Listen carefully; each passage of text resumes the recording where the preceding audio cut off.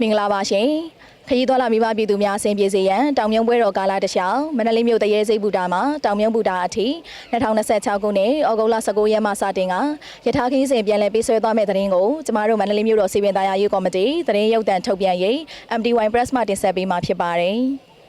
တဲကြီးမရလမ်းပိုင်းမှာရှိတဲ့တဲကြီးဘူတာကနေပြီးတော့တောင်မြုံဘူတာအထိအောင်တောင်မြုံဘုရားပွဲတော်ကာလအတွင်းမှာရထားပြည့်စွဲပေးတဲ့အစီအစဉ်ဖြစ်ပါတယ်ခင်ဗျာတဲကြီးမရလမ်းပိုင်းမှာကျွန်တော်တို့ရထားပြည့်စွဲမှုရပ်တန့်ထားတာက6နှစ်9နှစ်နီးပါးရှိပြီဖြစ်ပါတယ်ခင်ဗျာဒီလမ်းပိုင်းမှာရထားပြည့်စွဲမှုကိုပြန်လည်ပြင်ဆင်ပြီးတော့တောင်မြုံပွဲတော်ကာလအတွင်းမှာတောင်မြုံပွဲကိုသွားကြမယ်ပြည်သူလူထုအဆင်ပြေစွာပွဲတော်သွားလာနိုင်ရေးအတွက်ကျွန်တော်တို့ဘုံပွဲအခမ်းအနားပြုလုပ်ပြီးတော့19ရက်7လ2026ရက်နေ့ကနေစပြီးပုံမှန်တဲကြီးတောင်မြုပ်ခီးစဉ်ကိုပြည့်စွဲသွားမှာဖြစ်ပါတယ်ခင်ဗျာတဲကြီးဘူတာကနေပြီးတော့မနေ့9နာရီမှာစတင်ထွက်ခွာပေးမှာဖြစ်ပါတယ်ခင်ဗျာတောင်မြုပ်ဘူတာကိုကျွန်တော်တို့9နာရီ45မိနစ်ရောက်ရှိမှာဖြစ်ပါတယ်ပြည့်စွဲချိန်45မိနစ်ကြာမြင့်မှာဖြစ်ပါတယ်ခင်ဗျာဒီနေ့ကိုအသွားပြန်အစုစုပေါင်းဆို4ချောင်းဖြစ်ပါတယ်ခင်ဗျာဒီတောင်မြုပ်ပွဲတော်ကာလပြီးဆုံးသွားတဲ့အခါမှာလည်းဒေသခံပြည်သူလူထုရဲ့လုံလာကျဲနောက်ကခီးသွားပြည်သူတွေစီးနှင်းမှုရှိနေဆိုရင်တော့ဆက်လက်ပြည့်စွဲပေးသွားမှာဖြစ်ပါတယ်ခင်ဗျာတဲသေးတောင်ပြုံးခီးစဉ်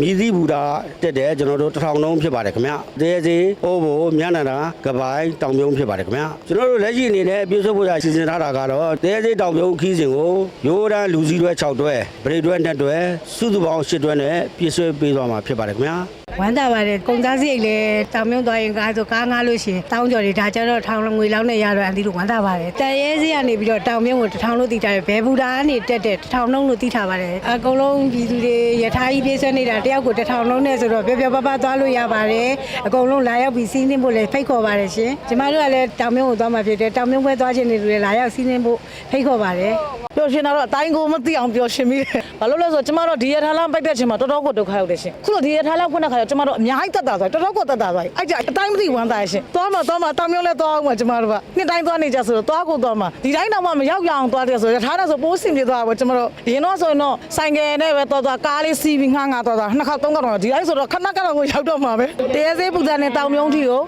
ရထားလက်မှတ်1000ပဲပေးရကျမတို့အဲ့ကြပိုးစင်ပြေသွားရှင်။တော်တော်လေးလဲဈေးနှုန်းလဲအရန်တက်တာသွားပြီ။ခုလိုရထားလမ်းဖွင့်တဲ့လူကြီးမိဘအားလုံးကိုကျမကျေးဇူးတင်ပါတယ်ရှင်တောင်မြုံပွဲတော်ကာလတစ်လျှောက်မိရထားပြန်လည်ပြေးဆွဲရတွင်ရိုးရိုးတန်း6တွဲဗရိတ်2တွဲစုစုပေါင်း10တွဲပြေးဆွဲပေးသွားရန်စီစဉ်ထားရှိပြီးတရေစိတ်ဘူတာမှာတောင်မြုံဘူတာအထိလက်မှတ်တစ်စောင်လျင်1000ကျပ်နှုန်းဖြစ်တယ်လို့သိရပါတယ်ရှင်